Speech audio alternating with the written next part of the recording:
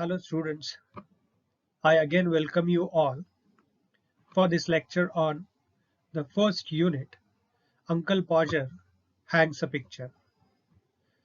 In this lecture, we will focus on the last part of the lesson, and that is comprehension questions. You know that these comprehension questions are important for the examination, and also they help they help to check your understanding of the lesson, whether you could find out the possible answers of this question. It means you understood it well. So they are important and you should go for this section of the lesson as well. In this lecture, we will focus on three types of questions which are given at the end of the lesson. You know that in the last lecture, we discussed the actual lesson and the important or the key points from the lesson. I hope you have also read the actual lesson. So these questions will help you prepare for the examination and also understand this unit better. Here again, I have displayed the actual lesson on the screen. It's a very short lesson which runs up to 3 pages. Again, I will suggest you to read it very carefully. While reading, you should focus on the story of the lesson. You should also focus on the main characters, either major or minor, of the story. You should also focus on the setting of the story. You should also focus on the narrative technique, the mood of the story, the style of writing, and also the dialogues of the story. These all elements of the story will help you to understand it, and also go for the glossary section. Here on these 2 pages, you could see some words are deliberately given in bold font. It means the meaning of these words you could find in the glossary section. So check the meaning of these words in the glossary section, and also you could use a good dictionary. Read this lesson very carefully. Even try to find out the hidden meaning from the lesson. There is always meaning between the lines. So what they are suggesting, what they are indicating, it will help you to understand the nature and the mood of the lesson. Read it very carefully and thoroughly. Here is the last part of the story. In every story, there is a beginning, middle, and end. So if you focus on these 3 parts of the story or 3 parts of the plot, you could find out the main framework of the story. Here, if you read the concluding part of the story, you could see that Uncle Podger is successful in his task. Uncle Podger has performed his duty. So in the beginning, you could see how and where he started his work, what has happened then in the middle of the story, and how he managed to hang the picture on the wall at the end of the story. So from beginning to end, you will find the character of Uncle Podger, who has taken out the task and how he does it, how he perform it, and at the end he is successful in it. And also on this page you will find the glossary about which we talked in the earlier slide. Here are some important unknown words which you may come across in the story. These are only few words. It may quite possible that you may have some unknown words, but it is not feasible to give them all here. And in such situation, using a good dictionary is a great help. So not only find the meanings of these words, but also find out the class, pronunciation, and usages of these words. They will help you to understand how language has been used beautifully and artistically. So reading story from beginning to end is not enough. You should also read about the author, about the story, the actual story, glossary part, and also the comprehension section of the story, about which we'll talk in the next slide.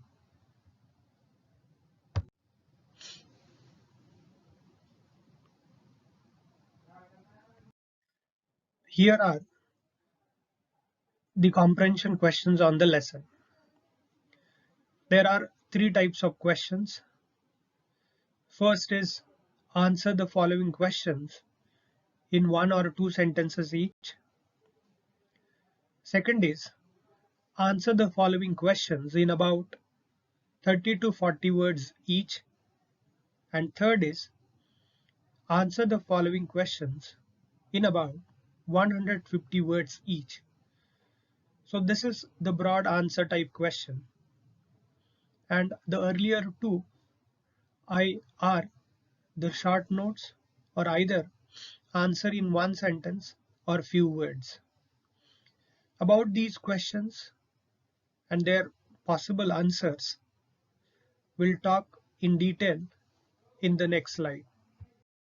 Here are the first type of comprehension questions, in which there are 5 questions. Now onwards, we'll read each and every question and then we'll talk about its possible answer. Here, the first question is, what did Uncle Podger ask his wife not to worry about? And the answer is, Uncle Podger asks his wife not to worry about hanging the picture on the wall. The second question is, what did Mr. Podger send his daughter out for? And the answer is, Uncle Podger sent his daughter out for 6 pennorth of nails. The third question is, why was Uncle Podger unable to find out his handkerchief?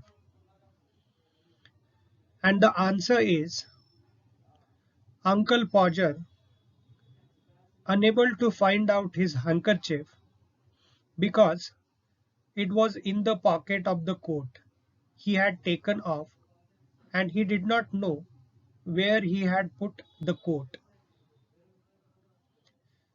The next question is, when did Mr. Podger call all the others in the house fools?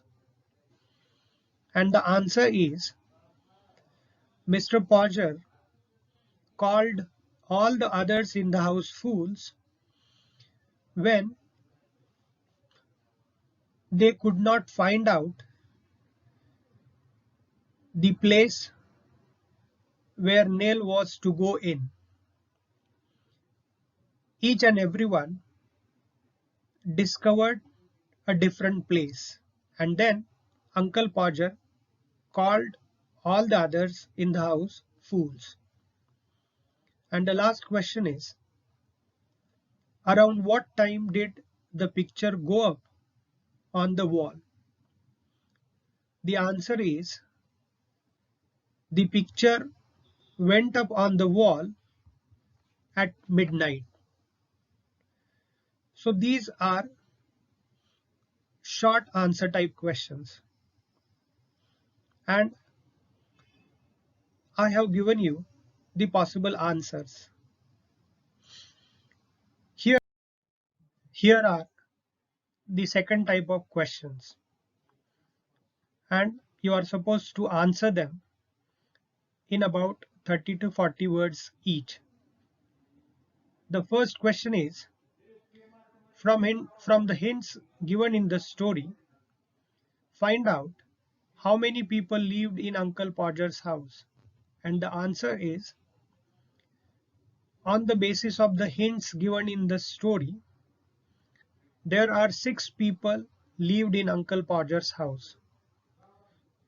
Uncle Podger himself, then his wife Maria, a daughter, and 3 sons of Uncle Podger and Mrs. Maria.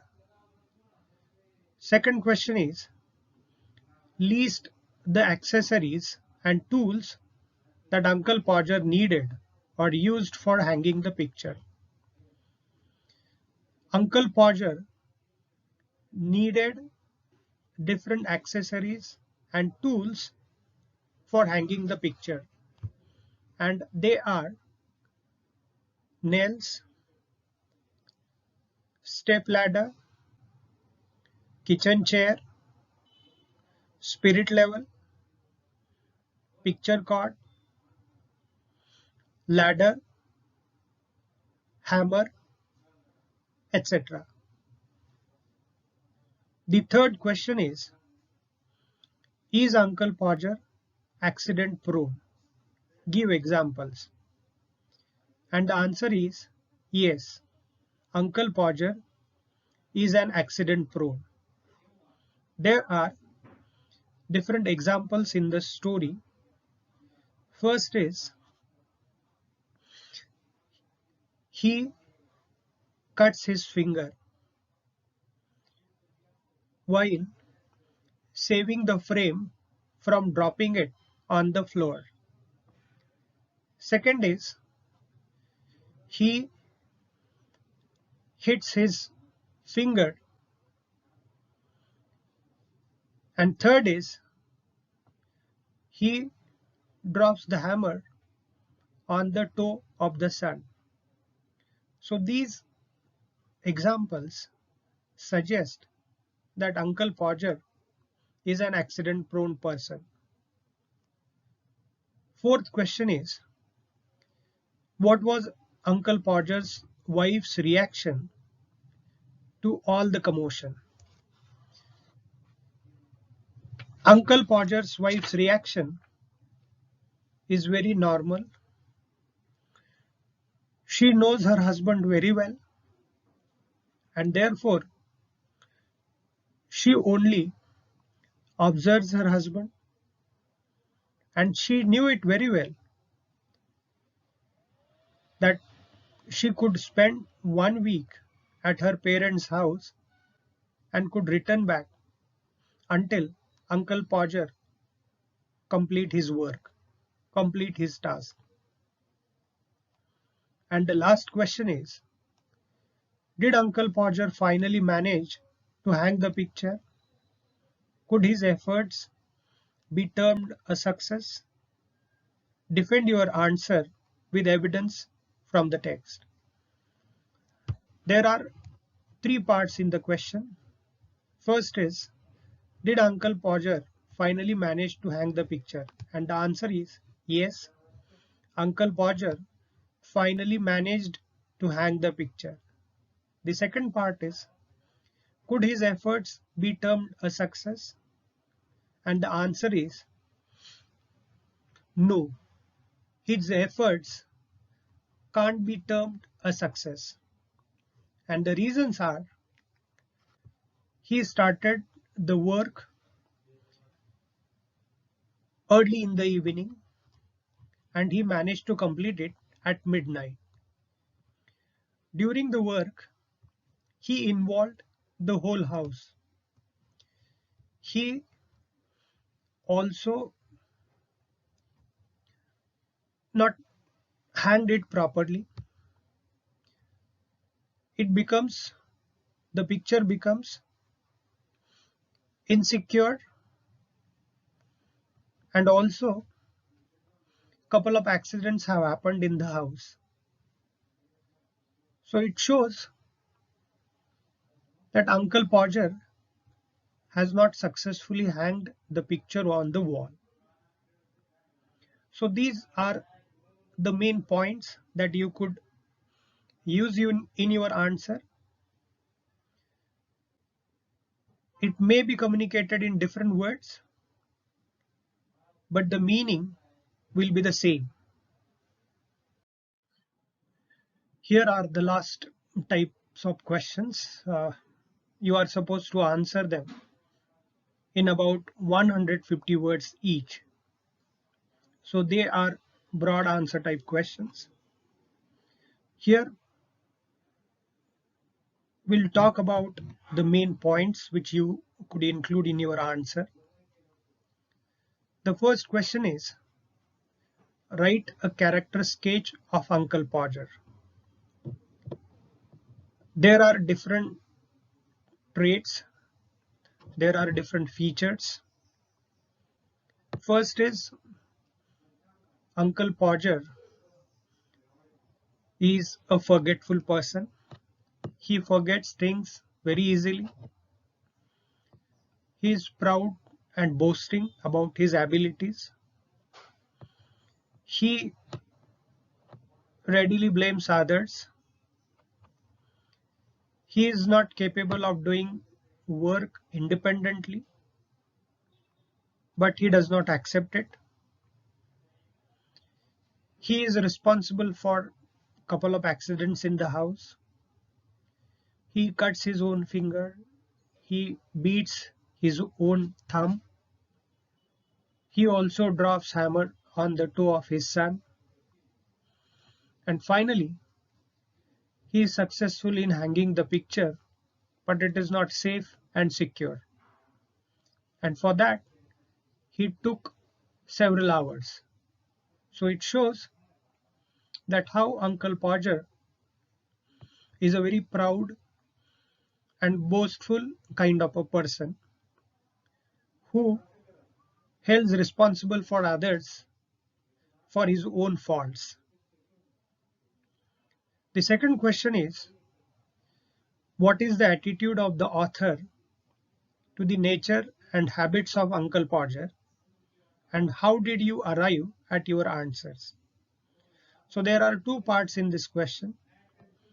First, we'll focus on the first part and then on the second part. First is, what is the attitude of the author to the nature and habits of Uncle Podger?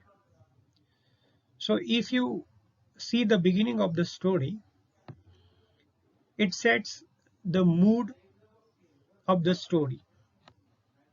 It emphasizes on the nature or type of the story. It is narrated in the first person narration. The mood of the story or style of the story is very ironic, very sarcastic. First is how boastfully Uncle Podger takes the responsibility. Second is, he forgets things very easily. If you could see in the story, he forgets his coat, he forgets where he has kept things, and he also forgets the members in the family. At one place, he says, "You 6 members of the family," and on the other hand, he says, or in other place, he says, "You 7 members of the family." So he himself does not remember how many members are there in the family. So the mood or the style of the story or the attitude of the author is indicated through these situations, through the dialogues which are used by Uncle Podger, and also through the reactions of the children, through the reaction of Maria, Uncle Podger's wife. So it is very sarcastic, it is very ironic. And the way Uncle Podger managed to hang the picture, it is also very interesting to see. He has finally done his work, but what has happened in between, that reveals the attitude, that reveals the whole situation. The third question is, describe how the whole family got involved in putting up the picture. Where were the tasks? What were the tasks performed by each of the family members?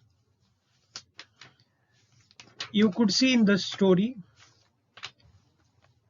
that Uncle Podger involves the whole family in putting up the picture.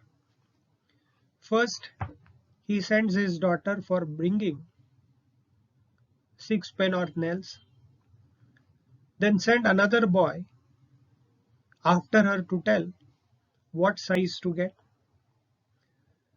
then sent another son for going or for bringing hammer, then send another for step ladder, kitchen chair, torch, and also picture cord. And he requests his wife Maria for holding the torch. Finally, he performs the duty, he performs the task, but it is not good, it is not well. He performs it at midnight, which he started in early in the evening. All members, children and his children and Uncle Podger's wife, they all are tired. They are all are exhausted except Uncle Podger. So here the whole family got involved in putting up the picture, but still Uncle Podger has not managed to hang the picture properly on the wall. And the last question is, bring out the humor in Uncle Podger hangs a picture. As you could see, it is very sarcastic, it is very ironic story which narrates the incident of hanging a picture on the wall by Uncle Podger. But you know that the way he hangs it, the way he performs his action, it is very humorous, it is very comic. First is he is boasting that he himself will perform the duty, but he involves the whole house. The way that he cuts his finger, the way that he forgets his coat, the way that he could not find out his handkerchief, the way that he measures on the wall, the way that he hits on the nail, and the way that he fails on the piano, the way that he managed to hang it. So all these incidents, all these situations show us that how it is very funny and how Uncle Podger is funny and fuzzy kind of a character who could not accept his faults but rather blame others. So it is very interesting to read where there are couple of situational jokes and very comic dialogues, and the mood is also very sarcastic. I hope these points will help you to prepare model answers. You could put it in other words also, but you should focus on, or you should not miss, the main points which you could incorporate in your answers. These are the main points which you could use, which you could incorporate in your answers. I'm not claiming that these are the final answers, but these are the possible probable answers which you could put in different words also. But again, I will request you, read the story very carefully and thoroughly, and then go for answering these questions. I hope you will enjoy it. Thank you very much.